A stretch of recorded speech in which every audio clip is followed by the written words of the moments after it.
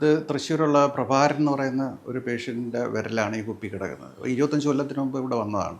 കേരളത്തിലെ 25 വലിയ ആശുപത്രികളിൽ പോയിട്ടാണ് ഇവിടെ വരുന്നത്. കാല് മുറിച്ചെങ്കിലേ പറ്റുള്ളൂ പലരും ഡോക്ടർമാരും അഭിപ്രായപ്പെട്ടു. ഇവിടെ ഒരു 50 ദിവസം ഇവിടെ അഡ്മിറ്റ് ചെയ്ത് ട്രീറ്റ് ചെയ്ത് ഇത് ആട്ടോ ആംബിറ്റേറ്റ് ചെയ്ത് പോയി. തള്ളവരല്ല തനിയെ പൊഴിഞ്ഞു പോയി.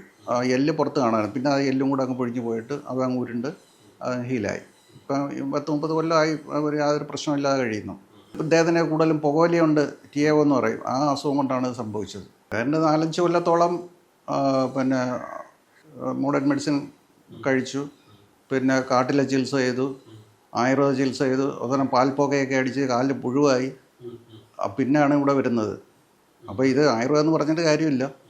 ഇതിന് പ്രത്യേകിച്ച് ചിന്താർമണി, സിദ്ധ ചികിത്സ, ആയുർവേദ ചികിത്സ യോജിപ്പിച്ച് ചെയ്താണ് നമ്മൾ സുഖപ്പെടുത്തുന്നത്. അതിന് ഒരു ഐറ്റം മാത്രം പോരാ. 50 ദിവസം മെഡിസിൻ ഇവിടെ കിടത്തി കൊടുത്ത് ബാക്കി 2-3 മാസത്തെ മരുന്ന് വീട്ടിൽ കൊടുത്തു വിട്ട് 150 ദിവസത്തോളം എടുത്തത് സുഖപ്പെടാനായിട്ട്.